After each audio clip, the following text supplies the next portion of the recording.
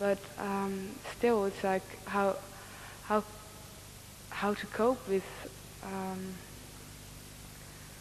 what is then at that time. Yes, okay, so this is experience is a function of where your attention is. So at this moment, if you look at this flower, you experience the flower.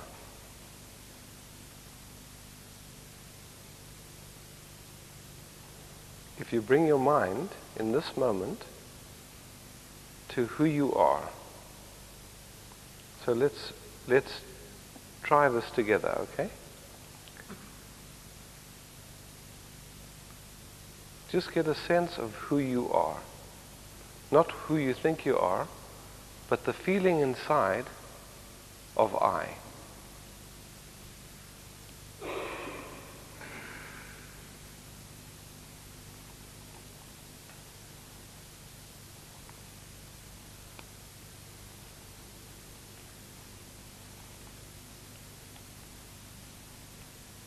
What do you tell me your experience here so we can...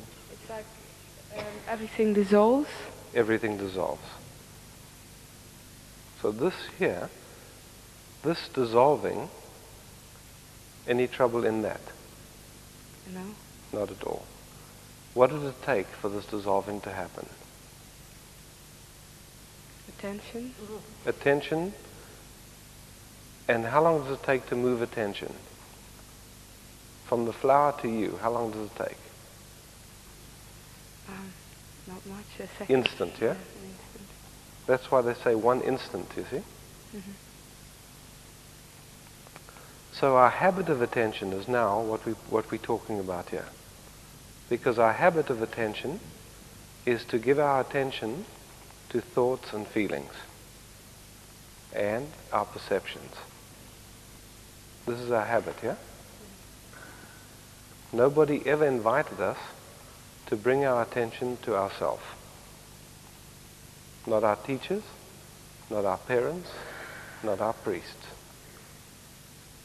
So for most of us it never occurs.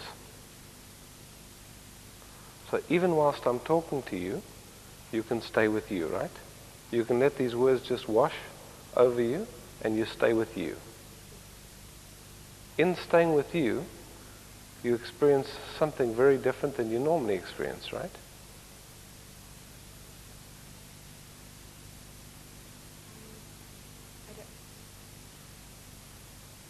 Can you hold the mic a little closer when you speak then? This also happens sometimes in life. Yes. When you listen, then you're absorbed in the listening and there's no one there. Yes, when there's no one there. It happens for people, sometimes when they paint, sometimes when they play music, sometimes making love. But the fact is that we don't recognize what's actually happening. So we fall in love with painting or playing music or taking a walk in nature or some activity that brings these moments like that.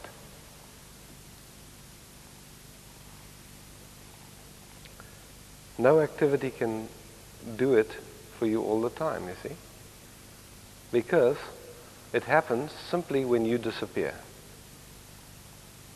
But now, you just learnt the secret of it, actually. Which is to bring your mind, your attention, to who you are. It doesn't seem to work always in life, because I've been to you last year, and I'm seeing another guru as well. Sometimes apparently life just takes you also away from that source, or... No, life doesn't take you away. Let's look at what happens, yeah? Some event comes along that, because of our conditioning, there's some strong emotional response to. Our habit is to try and figure it out, to let the mind run on it, to try and come to the bottom of it, yeah? And we've tried it many, many times already, and it's never worked.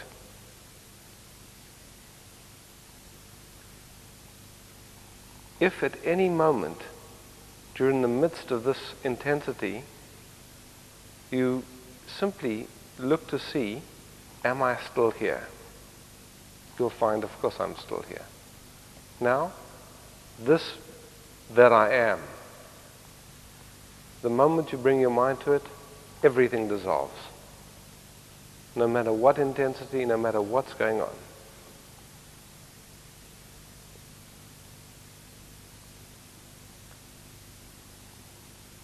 What happens, though, is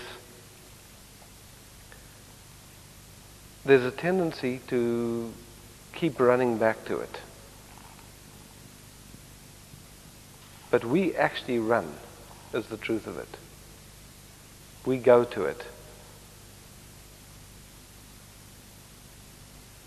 Because somewhere we think that it's going to solve it.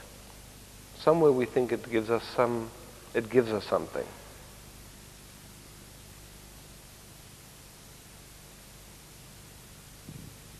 The mind does it by itself. There's no control over it. It just happens. The mind does it by itself, and at the same time,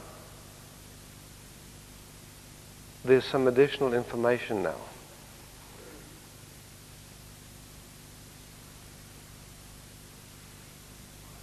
Which is to stay with you. So, this additional information, by itself, as the mind starts to run, it comes in your mind. Wait a minute, what if I stay with me? I remember, he said, if you just stay with you, this will dissolve. Let me try it. And you try it and it works. Because if you do try it for a moment, you'll see it works. You've seen many people come here, they're troubled. They sit quietly for a second, the trouble is gone.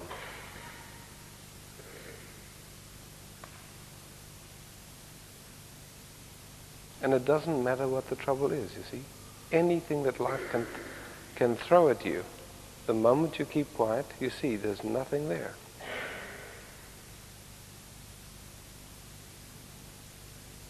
So I'm not saying that it's clear that things can come up that are very strong. Someone you love dying, losing a fortune, someone that you love cheating on you and hurting you. Many things are there, you see.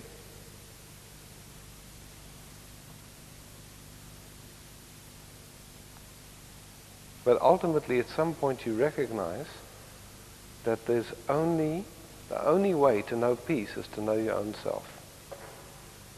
And these other interests start to fall away.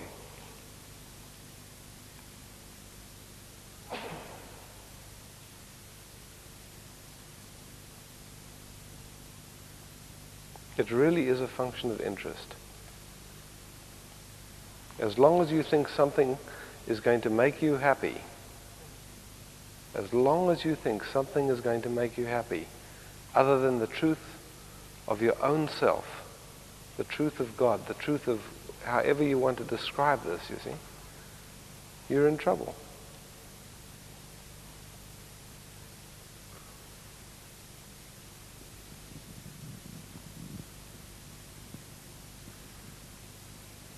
Even if I say, like, I try, like, there's no one to try. Isn't it like that it's only, that there's actually nothing to do? There's nothing to do, yes. There's nothing to do. The habit of the mind is to run, yeah? This is the habit of the mind, which produces a sense of you.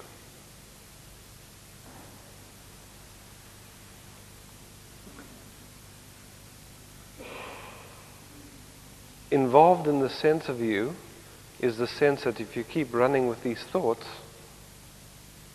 you will get relief.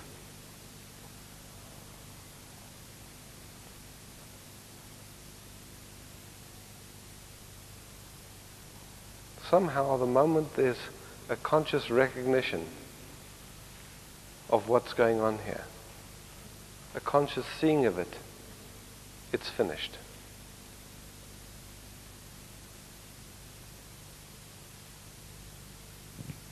Can't it be that there's more times when you see it happening, but it still keeps happening? You see, it might keep happening. I mean, it keeps happening all the time. It might keep happening.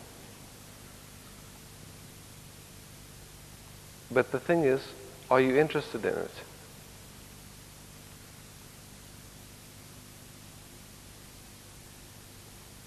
No, I would say no. Yes. If there's no interest in it, and the interest is in truth, what happens?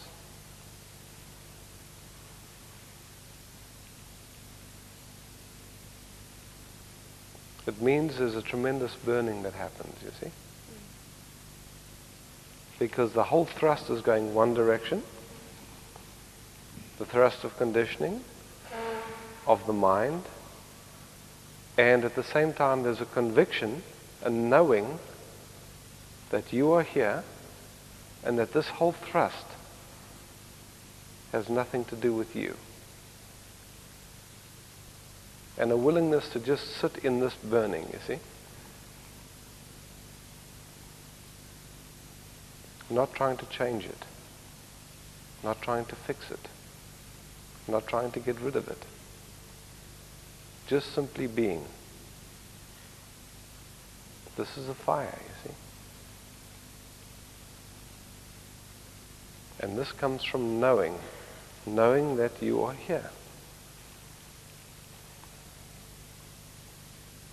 Knowing that getting involved in this doesn't do anything for you.